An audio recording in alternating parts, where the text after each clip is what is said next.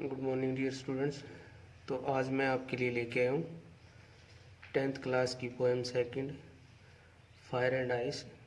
पहले इसकी detailed summary थोड़ी रीड करते हैं, फिर आगे स्टेंजा करेंगे।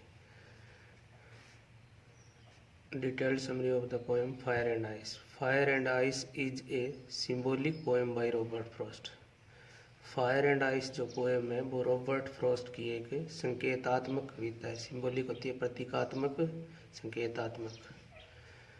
The poet wants to aware the humanity that everything will end one day as a result of human misdeeds.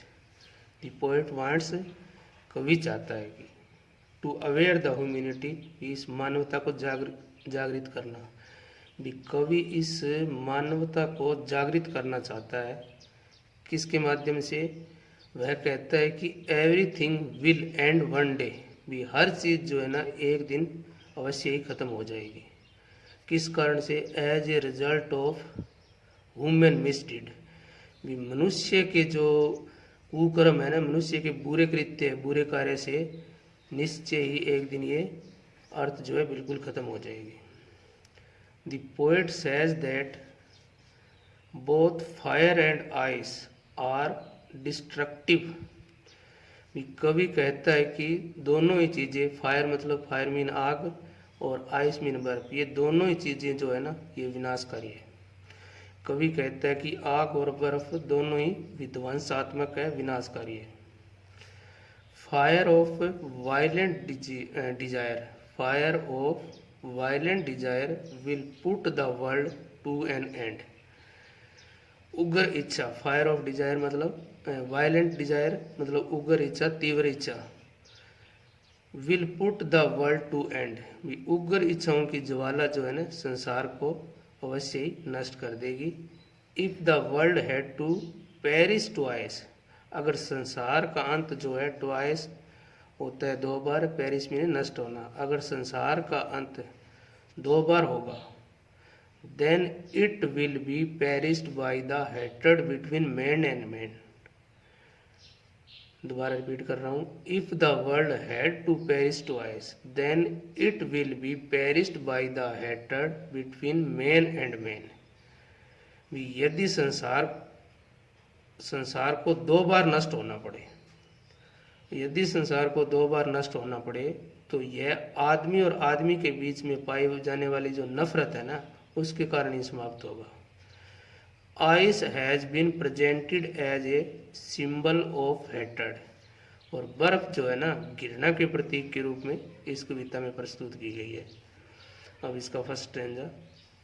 Some say the world will end in fire, some say the world will end in fire.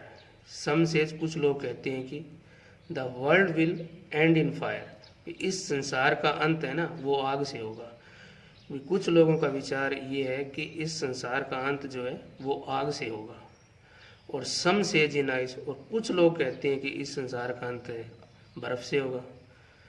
From what I have tested of desire, परंतु मैं किसके पक्ष में हूँ? From what, परंतु जो कहते हैं I have tested of desire, मैं इसके पक्ष में हूँ कि इस संसार का अंत फायर से होगा, आग से होगा।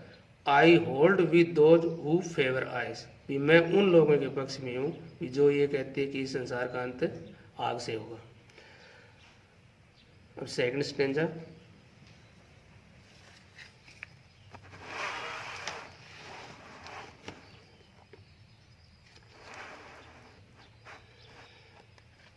Now second stanza. But if it had to perish twice, but if had to perish twice, I think I know enough of hate.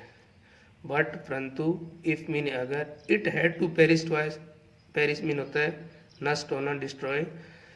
अगर इस संसार का अंत दो बार हुआ, अगर इस संसार का अंत दो बार होना होगा, तो आई थिंक, तब मैं सोचता हूँ कि I know enough of it, तो ये घृणा जो दो मनुष्यों के बीच में जो घृणा है ना, ये ही इसका मुख्य कारण होगा। To say that destruction ice it also great. और कुछ लोग ये भी कहते हैं भी बर्फ भी एक विनाशकारी कारक के रूप में प्रस्तुत हो सकता है। इट आल्सो ग्रेट भी, ये भी बहुत ही मतलब महान है, भी विनाश करने के लिए मुख्य है, तत्व है। एंड वुड सुफिस भी सुफिशियंट, सुफिक होता है, बी सुफिशियंट मतलब पर्याप्त होना भी। कवि कहता है कि इसके विनाश के लिए जो मनुष्य से मनुष्य के बीच में घिरना है ना, ये भी एक मुख्य कारण हो सकता है, और बर्फ भी एक पर्याप्त कारण हो सकता है। So thanks. तो इसका